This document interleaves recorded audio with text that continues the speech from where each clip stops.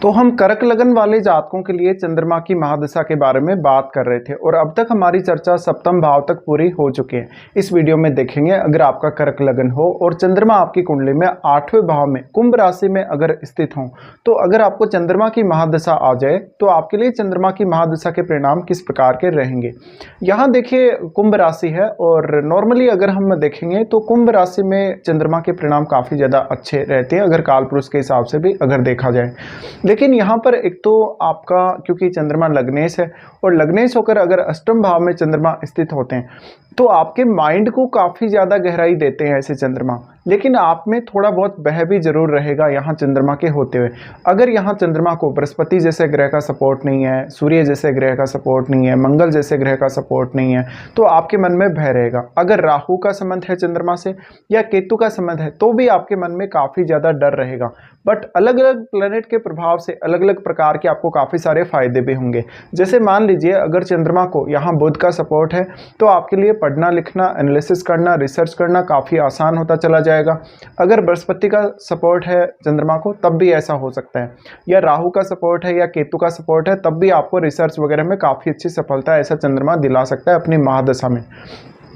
इसके साथ साथ चंद्रमा क्योंकि दूसरे किसी भी प्लैनेट से काफ़ी तेज़ी से प्रभावित होते हैं और चंद्रमा काफ़ी फास्ट मूविंग है, इसलिए ऐसे चंद्रमा पर अगर किसी भी प्लैनेट का प्रभाव पड़ रहा है, चाहे वो युति के द्वारा है चाहे वो दृष्टि संबंध के द्वारा है, तो आपको जो भी प्लैनेट प्रभाव डाल रहा है उसको देखना पड़ेगा कि वो कितना स्ट्रॉन्ग इम्पैक्ट वहाँ डाल रहा है चंद्रमा पर। अगर कोई भी ग्रह चंद्रमा के साथ युति करके बैठा है तो उसका ज़्यादा स्ट्रॉन्ग प्रभाव पड़ेगा जो ग्रह चंद्रमा पर दृष्टि डाल रहा है उसकी तुलना में। ये भी आपको यहाँ समझना है। इसके साथ साथ चंद्रमा आपके लग्नेश है तो लग्नेश होकर अगर चंद्रमा 8वें घर में बैठे यानी कहीं ना कहीं पूरी ओवरऑल लाइफ में ही आपका जो डायरेक्टली संबंध है वो अष्टम भाव से जरूर रहेगा। अब जब भी चंद्रमा की महादशा आ जाए तो फिर काफ़ी ज़्यादा ऐसे काम आप करने लग सकते हैं अपनी लाइफ में जो कि जिनमें 8वें भाव का कोई ना कोई रिलेशन हो सकता है। जैसे मान लीजिए आपको कोई भी सीक्रेट तरीके से इनकम प्राप्त हो रही है, धन प्राप्त हो रहा है या कोई प्रॉपर्टी प्राप्त हो रही है, या मान लीजिए आपको चंद्रमा की अगर महादशा है तो अपने इन लॉज से बहुत ज़्यादा सपोर्ट मिल रहा है, या आपको माता पिता से पैतृक संपत्ति के रूप में काफ़ी कुछ मिला हो, तो ये सब आपको यहाँ समझना है। इसके साथ साथ यहाँ पर अगर बृहस्पति का या बुध का संबंध हो तो आपके लिए अकल्ट से जुड़े हुए काम करना, राहु का संबंध हो या केतु का संबंध हो तो भी आपके लिए तंत्र मंत्र या अकल्ट से रिलेटेड काम करना काफ़ी ज़्यादा अच्छा रहेगा। इसके साथ साथ आप कोई भी ऐसा सीक्रेट बिजनेस कर सकते हैं जहाँ पर पैसे का लेन देन होता हो, या आपका मन पढ़ाई लिखाई में बहुत ज़्यादा लगेगा, बहुत ही ज़्यादा आप किसी भी विषय में गहराइयों को छुएंगे, लेकिन ये उतना ज़्यादा आसान नहीं है क्योंकि जिस भी ग्रह का प्रभाव पड़ेगा उसी हिसाब से आपकी मनोवृत्ति, आपकी मन स्थिति या आपके इमोशंस उसी हिसाब से चेंज होंगे। तो ये भी आपको समझना है यहाँ पे। अब जो भी अगर कोई शुभ ग्रह है अगर चंद्रमा पर प्रभाव डाल रहा है तो शुभ ग्रह के प्रभाव से यहाँ ज़्यादातर रिजल्ट शुभ ही रहेंगे।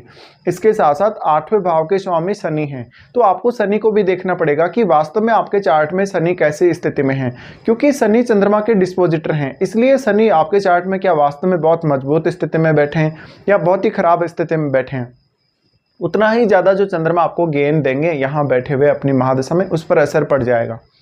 अब चंद्रमा के यहाँ स्थित होते हुए सबसे ज़्यादा जो इम्पोर्टेंट आपके लिए बात है वो ये है कि आपके मन को, आपकी पर्सनैलिटी को, आपके विचारों को, आपके इमेजिनेशन को बहुत ज़्यादा गहराई मिलेगी। इससे आपको किसी भी परिस्थिति स्थिति को समझना आसान हो सकता है, लेकिन आपको मानसिक तौर पे या काफ़ी ज़्यादा कभी कभी जो भावनात्मक तौर पे भी बहुत ज़्यादा संघर्ष करना पड़ सकता है या बहुत ज़्यादा मेहनत भी करनी पड़ सकती है।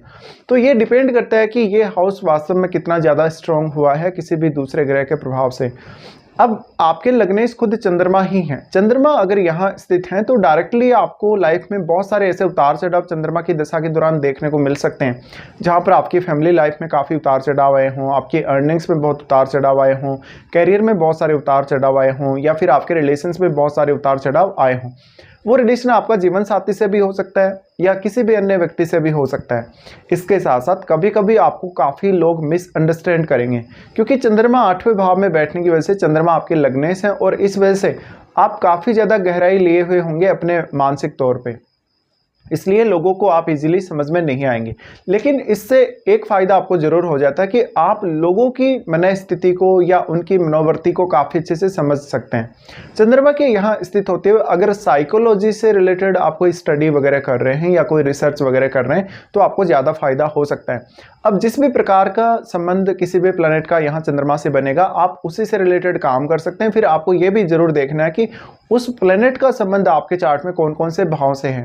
चंद्रमा की दृष्टि यहाँ से आपके दूसरे भाव पे पड़ेगी, दूसरा भाव यानी आपके सिंह राशि पर। सिंह राशि पर जब चंद्रमा की दृष्टि पड़ेगी तो ऐसा चंद्रमा कहीं ना कहीं आपको ज़्यादातर गेन देगा धन संपत्ति के रूप में, और आपके लाइफ में बहुत सारे चेंजेस लेकर आएगा जो ज़्यादातर आपको फेवर करेंगे या आपके पक्ष में ही होंगे। लेकिन अगर किसी भी ऐसे ग्रह का प्रभाव जैसे मंगल जैसे ग्रह का, सूर्य जैसे ग्रह का, राहु केतु का, तो बहुत ही ज़्यादा स्टेबिलिटी में भी कमी आ सकती है आपकी लाइफ में, और कभी कभी आपको मानसिक रूप से इतनी ज़्यादा प्रॉब्लम्स हो सकते हैं कि आप उसको झेल नहीं सकेंगे। तो यहाँ पर जिस भी ग्रह का जैसा प्रभाव है उसी हिसाब से आपकी मनोस्थिति या आपकी मनोवृत्ति बन जाएगी। अब यहाँ पे आपको ज़्यादातर कुछ ना कुछ अपने लिए सेक्रेट इनकम सोर्स खोजने में मदद मिल सकती है, कोई भी प्रकार की सेक्रेट स्टडी करने में मदद मिल सकती है, और ऐसा चंद्रमा आपके विचारों को समय के साथ साथ और ज़्यादा गहराई देता जाएगा। इससे कभी कभी आपके लिए कोई भी बहुत जटिल विषय को समझना बहुत आसान होगा, जिससे आप दूसरों के सामने अपनी बात को काफ़ी अच्छे से रख सकेंगे और किसी भी विषय पर आप कितनी भी ज़्यादा गहराई तक सोच सकेंगे, और उतना ही ज़्यादा आपके लिए धन संपत्ति के मामले में भी चांसेस बनेंगे कि आपको बहुत सारे इनकम सोर्सेज खोजने में भी ऐसा चंद्रमा मदद कर सकता है। लेकिन अगर देखा जाए तो मैरिड लाइफ के लिए या कभी कभी रिलेशनशिप के लिए या फैमिली से रिलेटेड जो काम है उनके लिए ऐसा चंद्रमा कभी कभी बेहतर काम नहीं करेगा यहाँ पे। तो आपको हो सकता है कि अपनी फैमिली को थोड़ा ज़्यादा टाइम देना पड़ सकता है, अपने रिलेशनशिप को ज़्यादा टाइम देना पड़ सकता है, पार्टनर को बहुत ज़्यादा टाइम देना पड़ सकता है, क्योंकि वो लोग आपको इतना जल्दी अंडरस्टैंड नहीं कर पाएंगे। इसलिए कहीं ना कहीं आप एक नॉर्मल तरीके से या एक बहुत ही सरल तरीके से लोगों के सामने आएँ, स्पेशली अपने फैमिली के लोगों के सामने, और उनके सामने अपने विचारों को काफ़ी अच्छे से रखें। इसके अलावा चंद्रमा की दशा के दौरान आप दूसरों का माइंड पढ़ने में बहुत ज़्यादा सक्षम रहेंगे। अब सबसे बड़ा रोल आ जाता है आपकी एज का, कि आपको कौन सी एज में ये महादशा स्टार्ट हुई है। जैसे मान लो कोई जातक ऐसा हो सकता है जिसको ये महादशा लगभग 15 साल की आयु तक अगर कभी भी आ रही है, तो ये आपकी स्टडी में आपकी जो शुरुआती जन्म के बाद से आपकी जो स्थिति है मानसिक तौर पर, उसमें बहुत बड़ा योगदान ऐसा चंद्रमा करेगा। तो शुरुआत से ही आप बहुत ज़्यादा गहराइयाँ लिए हुए हो सकते हैं अपने मानसिक तौर पर। इसके साथ साथ आप कोई भी विषय में बहुत गहराई तक जा सकते हैं, तो शुरुआत से ही आपको बहुत गहराई से स्टडी करने में ऐसा चंद्रमा मदद कर सकता है। लेकिन ऐसा चंद्रमा कभी कभी आपकी फैमिली के लिए आपकी रिस्पॉन्सिबिलिटी बहुत ज़्यादा बढ़ा देता है।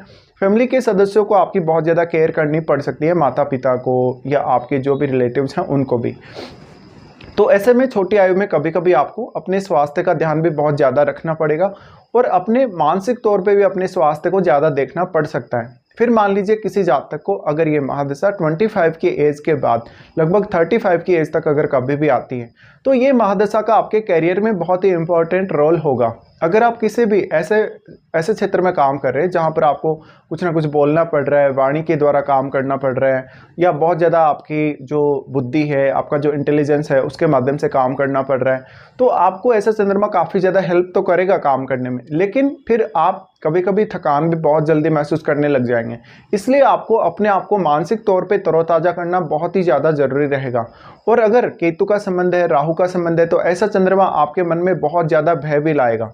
तो आपको इन सारी स्थितियों से निपटना भी ज़रूरी है अगर आपको कैरियर में बेहतर प्रदर्शन करना है। इसके साथ साथ आप ये ज़रूर कोशिश करिएगा कि अपने आप को भावनात्मक तौर पे ज़्यादा से ज़्यादा कंट्रोल में रखिएगा और बार बार अपने फैसले ना बदलिएगा।